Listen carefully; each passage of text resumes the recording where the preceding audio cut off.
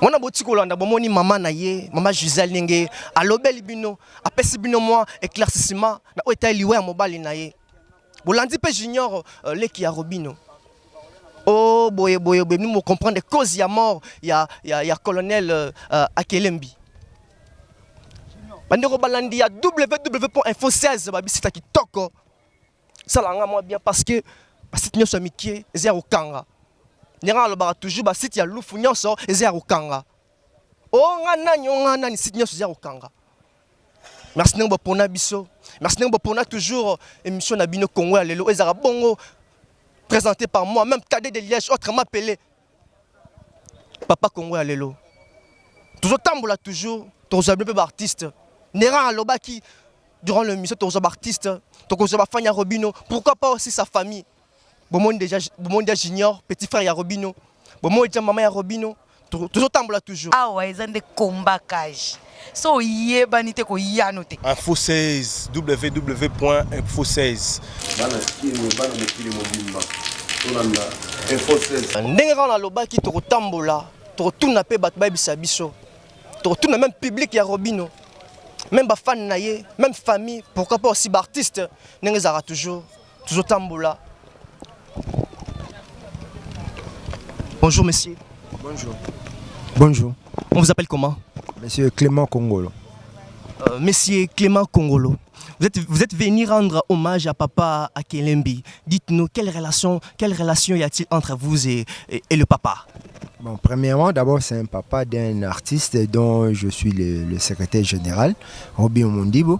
Donc, je l'ai connu aussi au niveau de Kananga, Papa Akelembi. Bon, nous ne sommes pas trop familiarisés avec lui parce que c'est un militaire, mais du moins, d'une manière générale, je l'ai connu. C'était un monsieur sympa, un monsieur ouvert aux gens. Un monsieur vraiment qui avait l'esprit ouvert. C'est ça ce qui m'avait un peu impressionné chez le papa Akelembi JC. Ok papa, au lobby français Petro, na lingue ba moi lingala pour faire comprendre public kinois, ba comprendre un message non vraiment très bien. Bon, message est aboy. Papa Akelembi JC na ebakie étant d'abord premièrement un papa. Et papa Azali, papa est artiste Robin Mondibo. Et il aussi na niveau et attends des faux na kananga bisonyo surtout bana militaire. Alors mais vu niveau naé, mazaki papa m'a ouvert d'abord aux gens. Papa moko alinga ki batu, papa moko alaki sympa et surtout ngane to bando sa mope ba blague moko moi na tumbole pas répondre donc d'une manière générale alaki papa moko non conflictuel personnellement quand bien même nazwa ki tant mingité aussi. Il y a vu aussi occupation na biso mususu toza lelo wa lobi kuna lobi bonaboy. Donc eza double matanga ponanga. Premièrement, papa est artiste Robin Mondibo, le président à chiffre 9 ou ngana za secrétaire général. Un des secrétaires il y a Robin Mondibo. Ouais, il y a chiffre 9 et en même temps aussi papa étant que Wazaki aussi moko ya baninga ya papa na biso na niveau ya ifo na kananga. C'est un peu ça.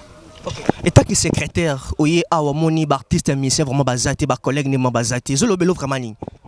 Bon, et ça vraiment problème à ma capacité basale parce que tu as à tout moment en ligne, na téléphone, na bango. Mais faut pas oublier bato bandira si coré. Généralement bat baya raté ton coréa. Mais au moins d'ici 20h 21h le soir, bon peut ba musicien bas un comportement na bango balingara moi buzz moi tu vois et différemment na tout mususu. Donc l'essentiel est ça que message à condoléances et ça ngate ça ko maman tu as toujours en mouvement bat c'est ça, mais d'ici là peut-être que Barosala pour moi est posé problème. Okay. Et tant que secrétaire, message nous copie na Robin Mondibo.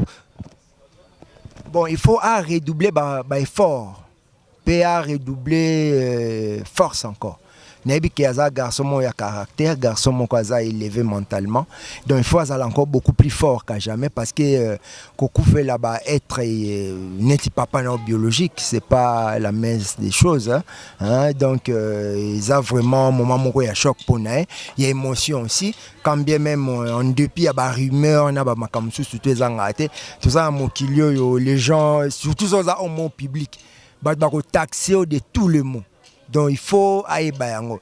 Et la meilleure des choses, il faut kangamatoy. Le quoi adage mon chinois plus l'arbre monte, plus ça prend du vent. Vous comprenez? Même plus plus homme public na télé, plus on monte, plus donc pour na biso mutako kufate, mutako belate, mutako ça danse. Ils ont vu mon public comme ça. Ils ont non seulement pour le musicien, mais pour homme public, nous surtout politiciens, militaires, nous tous. Donc c'est un peu ça. Donc à redoubler fort, et à encore beaucoup plus confiant en lui-même et à tel objectif n'a continuer. C'est un peu ça. Un mot maintenant pour la famille.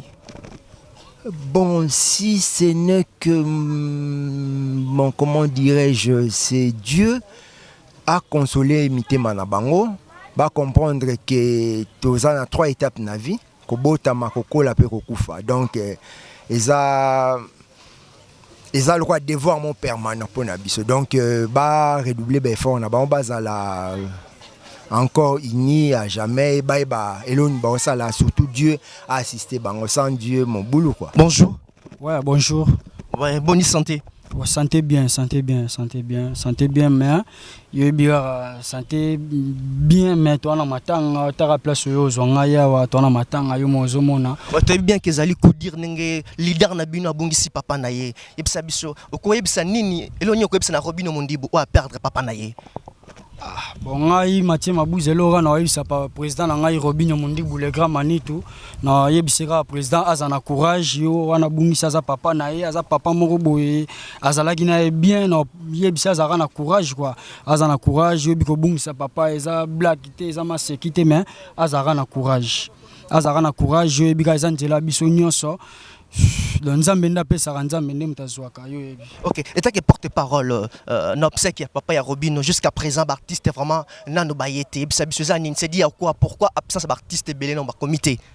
Bon, so moni artiste belé dans le comité na ebi penata na bango te mais bazo benga ngana ozana président nga depuis na mort ngandem na oyamba bango na ba téléphone en tout cas bazo benga moral les ana normal ba présenter pe ba condoléances ba msupe ba lo ba soki temps pesami ba ko ya mena mort que to moni mutute ti a pe to za a no to moni mutute yo ebika bon na ebite soki ezalande ni. Donc depuis morgue na ba moni mutu moko artiste moko te se présenter depuis morgue.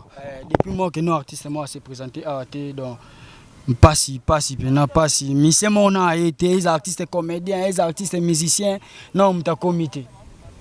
Ok, absence wana est-ce que ça que manque amour ton ndengeni manque amour entre ba musiciens bango na bango ton ndengeni.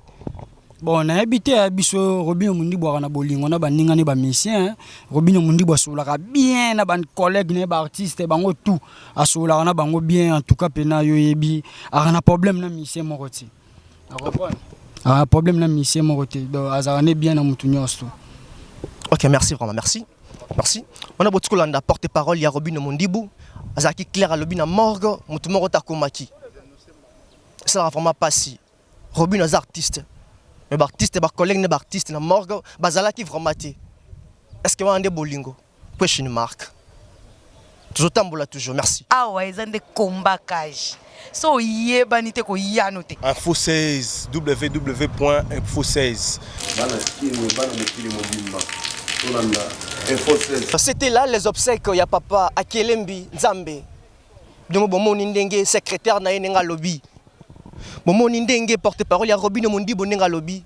Bon maman ya Mondibo nenga lobby et pourquoi pas aussi bon junior petit frère ya Mondibo nenga lobby. A éclaircir biso na Italie, liwa ya papa na bango Akelembi Nzambe. Je vous rappelle encore que les Minzambe azalaki colonel. Yangwana obsèque na eza awa na kati ya camp Babylone. Merci na batunyo soblaki ebele bazalaki kolanda biso. Merci na bino. Merci na bana poto nengezaka toujours. Merci ningo pona biso na biki na moment oyo basi nyo so mike koti mai. Parce que le chef est déjà là. Tu récupérer bateau de commandement. Avec www.info16.com, le Donald Trump a site nyonso. Vraiment ba site louf bo excuser biso parce que mikolo bo tala makutute. Bo tala makutute. Yo comment er yango tika. Maman Gisèle, maman ya Robino Mondibo, a éclaircir biso na Italie wa ya mobali na ye. Merci Nabino, merci ningo pona biso. Merci de c'est pas la peine à Tadé de Liège, merci Nabino vraiment.